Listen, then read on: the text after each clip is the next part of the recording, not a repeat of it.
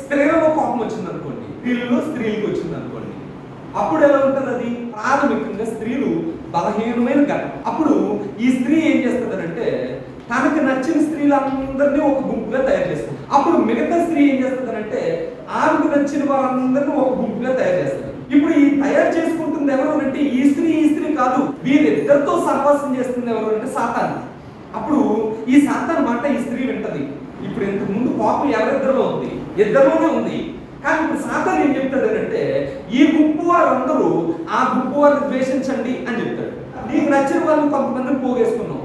అప్పుడు లూథర్ పెద్ద ఏం చేస్తుందంటే ఆమెకు నచ్చిన వాళ్ళు కొంతమందిని పోగేసుకుంది. ఇప్పుడు సాతాను ఏం చెప్తాడు అంటే ఈ గుంపు వారందరూ కూడా ఆ గుంపు వారిని ద్వేషించండి అని చెప్తాడు. అంటే ఇప్పుడు పాపం ఎంత అయిందండి? ఎంత అయింది? ఈ గుంపు నాయకులు ఎవరండి? సాతాను. మీరు ఏం చేస్తున్నారు అంటే మీకు తెలియకుండానే మీరు సాతాను నాయకత్వంలో నడుస్తారు.